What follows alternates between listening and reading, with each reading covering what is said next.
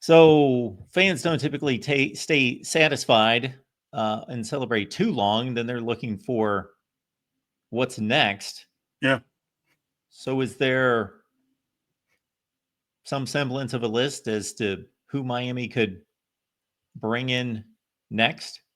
I mean, there are a lot of official visits on the books coming up, starting in a couple of weeks, at the end of May, going into June. So I'm not going to spoil everything that I'm writing. But I mean, if you follow that, but if you're looking at a couple top names, right, that Miami's chasing, not saying who's going to be next into the boat, but Derek Cooper, 5-star running back from Chaminade, in Hollywood here. That's a name to know. Calvin Russell from Miami Northwestern in this 247 rankings update went up to 5-star status on their internal rankings and everything. His mother is a Miami alum who is in the Sports Hall of Fame for her career as a basketball player. So obviously there's close ties there. Syracuse has been doing a great job recruiting him. I know it sounds crazy because I was brought it up several times, but they've been out recruiting him very, very strongly. So, obviously I think the Miami's got a fight on their hands if you want to keep Calvin Russell down south. Tristan Keys committed to LSU, the Hattiesburg, Mississippi wide receiver, but he's another guy that Miami has been chasing and is continuing to recruit. So, I mean, there's that. And then there's a ton of dudes on the defensive side of the ball because there are more commits on offense than defense presently. So you can look over there at several different names like Ashari Charles from Venice. And I just lost his name from St. Thomas Aquinas. There's a edge rusher and several other guys. So, I mean, there's plenty of fish still in the sea, in this recruiting class. And, at some point, Miami is going to have to make some choices because you're not going to be able to take everybody, especially at wide receiver.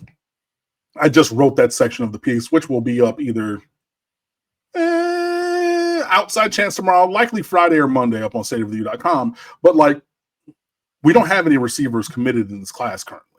So talking about pretty much anybody on the landscape is reasonable. So I wrote about 3 or 4 guys and other names to know. And I'm just pulling names. I'm like, bro, there are a lot of guys who are scheduled for official visits. A Jace Matthews, a Braden Robinson, a Van Spafford, who's committed to Georgia from Mission Viejo, California, and.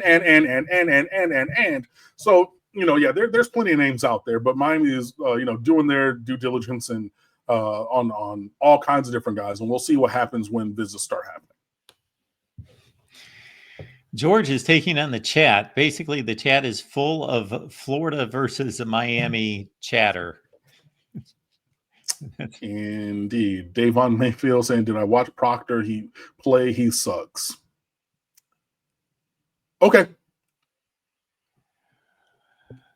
Muhammad, thank you so much for the contribution. Shout out to all the low IQ Gator fans. We love you. Yes.